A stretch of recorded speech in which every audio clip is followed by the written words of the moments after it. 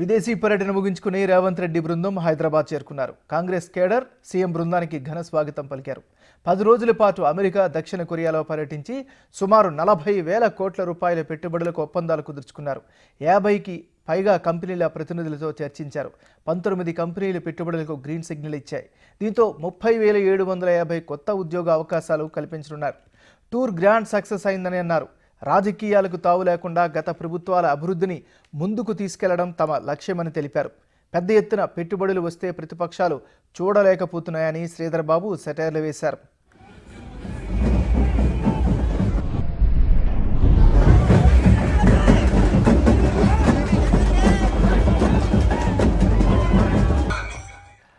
మరిన్ని వివరాలు మా ప్రతినిధి సాదిక్ అందిస్తారు.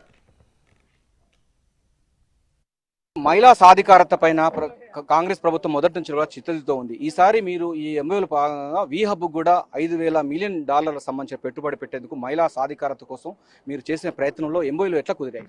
డెఫినెట్లీ వి హబ్కు సంబంధించి కూడా ముఖ్యమంత్రి గారు రేపు రాబోయే కాలంలో వి హబ్కు సంబంధించిన సూక్ష్మ మధ్య అదేవిధంగా చిన్న పరిశ్రమలకు ఏర్పాటు చేసి వారికి ఎంపవర్మెంట్ విషయంలో, సాధికారత విషయంలో మేము ముందంజలో ఉంటామని ఈరోజు అనేక పథకాలు మేము 7 నెలల నుంచి తీసుకున్న మహిళలకు సంబంధించిన సాధికారత విషయంలో, సశక్తికి సంబంధించిన మహిళా గ్రూపులను కూడా దీంట్లో భాగస్వాములు ఏ విధంగా చేయాలని ఆలోచన దృక్పథం మరి అనేక మంది ముందర పెట్టడం జరిగింది.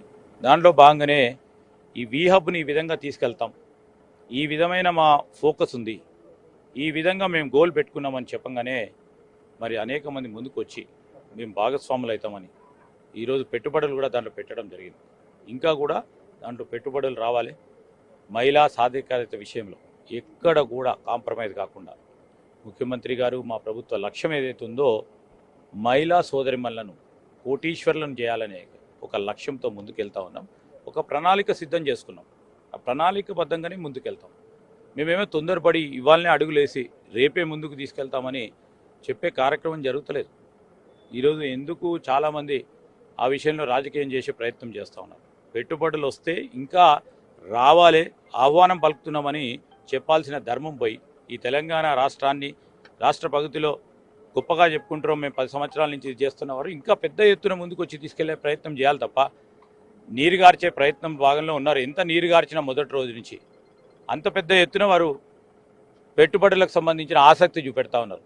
అంటే మా పైన ఉన్న నమ్మకం సార్. అందుకోసం అండి 24 గంటలు కాకముందుకి కాగ్నిజెంట్ సంబంధించినటువంటి సంస్థ ఇక్కడ పెట్టుబడి పెట్టేందుకు ఈరోజు శంకుస్థాపన చేయబోతున్నారు. అంటే మీరు అమెరికా, దక్షిణ కొరియా పర్యటన 24 గంటలు కాకముందుకి ఇక్కడ పెట్టుబడి పెట్టేందుకు సిద్ధమవుతున్నారు. డెఫినెట్లీ మా చిత్తశుద్ధి కనపడతా ఉంది. నిన్న కూడా సౌత్ కొరియాకు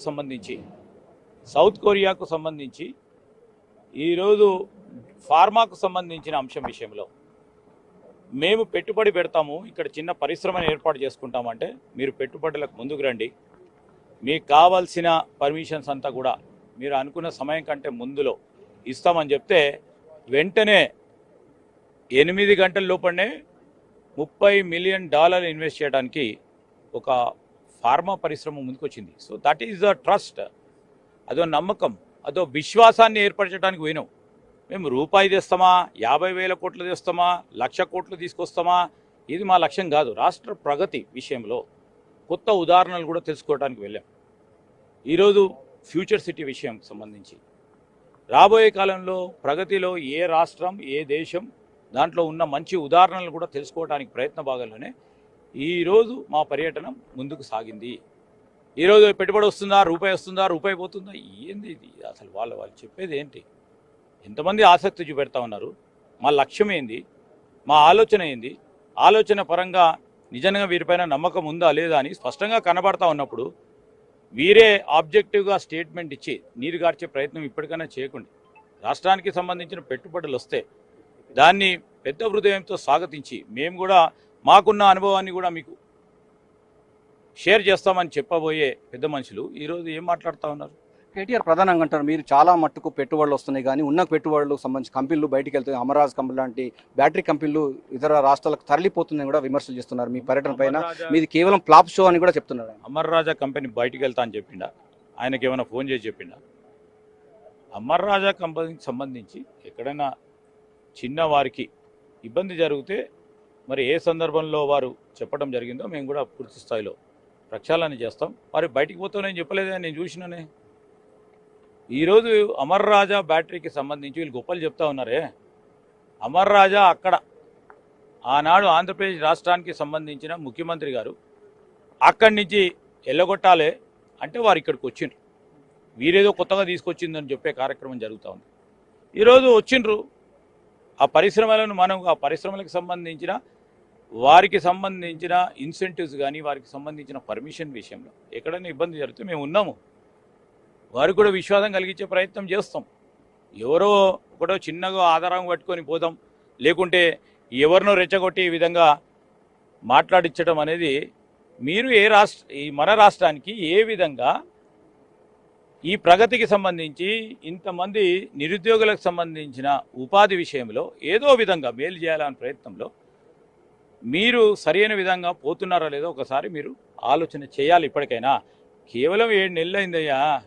7 నెలలలో దావోస్ సంబంధించి కానీ మా పైన ఉన్న నమ్మకం, ఈరోజు ఈ పర్యటనకు సంబంధించి కానీ మేము చెప్పే లక్ష్యాల మీద, మేము చెప్పే ఆలోచనల మీద మేము రాబోయే కాలంలో ఈరోజు ఈ రాష్ట్రానికి సంబంధించిన ప్రగతిలో మీరు భాగస్వాములు కమ్మంటే వస్తామని చెప్తున్న నేపథ్యంలో రండి. ఎక్కడైనా చిన్న ఉదాహరణలు ఏదైనా తప్పు తడకలు ఆనాడు ఆ రాష్ట్ర ప్రభుత్వ హయాంలో చిన్న జరిగితే దాన్ని సవరణ చేసుకునే ప్రయత్నంలో కూడా ముందుకెళ్తాం. మీరు తెలంగాణ ఉద్యమకారులుగా చూడండి, తర్వాత ప్రభుత్వంలో వచ్చినాక మంత్రిగా, అదేవిధంగా దావోస్ పర్యటన, అమెరికా పర్యటన, దక్షిణ కొరియా పర్యటన, ఇక్కడ ఉన్నటువంటి నిరుద్యోగులకు ఉపాధి లక్ష్యంగా స్కిల్ యూనివర్సిటీ కూడా ఏర్పాటు చేయడం జరిగింది. మొత్తం మీరు వ్యక్తిగతంగా చెప్పండి సరే, ఐటీ శాఖ మంత్రిగా, ఇండస్ట్రీ శాఖ మంత్రిగా చెప్పండి సార్, ఎట్లా ఉంది టూర్ అని దావోస్ పర్యటన అయితే?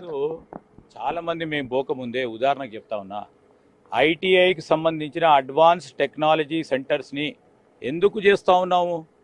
ఈ 65 ఐటీఐలో చదువుతూ ఉన్న మన పిల్లలకి, తెలంగాణ యువకులకి, తెలంగాణ చెల్లెలకి ఈరోజు అధునాతనమైన ఈ ప్రపంచంలో వారికి కూడా పెద్ద ఎత్తున స్థానం కల్పించాలని ఐటీఐకి సంబంధించి మోడర్నైజ్ చేసి ముందుకెళ్తా ఉన్నాం 2400 కోట్లతో. అది కూడా స్కిల్. రెండవది బ్యాంకింగ్, ఫినాన్షియల్ సర్వీసెస్, ఇన్సూరెన్స్ సెక్టర్కి సంబంధించి డిగ్రీ, ఇంజనీరింగ్ కాలేజీలో చదువుతూ ఉన్న సెకండ్ ఇయర్ విద్యార్థులకు ఈరోజు బ్యాంకింగ్, ఫినాన్షియల్, ఇన్సూరెన్స్ సెక్టర్కి సంబంధించిన వారి ట్రైనింగ్ ఇప్పించుకుంటూ ముందుకు వెళ్తాం. రెండో స్టెప్ తీసుకున్నాం. మూడో స్టెప్ ఈరోజు స్కిల్ యూనివర్సిటీ. 7కి పోయినా మేము ఈరోజు కొరియాకి వెళ్ళినాం, అమెరికాలో పలు రాష్ట్రాల్లో తిరిగినాం. స్కిల్ యూనివర్సిటీ పెట్టిండ్రు, మంచి పని చేస్తూ ఉన్నారు.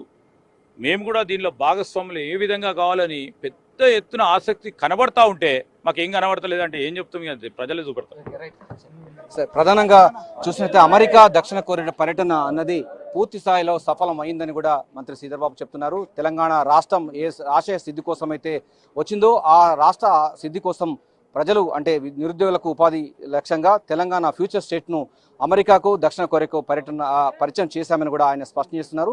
రాష్ట్రంలో పెట్టుబడుల వరద కొనసాగే అవకాశం ఉంది. అదేవిధంగా మనకు ఉన్నటువంటి మూసీ నది, ఇక థేమ్స్, అదేవిధంగా బ్రిటన్లో ఉన్నటువంటి థేమ్స్ నది, అదేవిధంగా దక్షిణ కొరియాలో ఉన్నటువంటి రినో నదిలాగా ఒక సుందరీకరమైనటువంటి నదిలాగా తీర్చిదిద్దే లక్ష్యంగా ప్రభుత్వం అయితే పావులు కలుపుతుంది. కెమెరా వేణుతో కలిసి Sadiq, big TV, Shamshabad airport.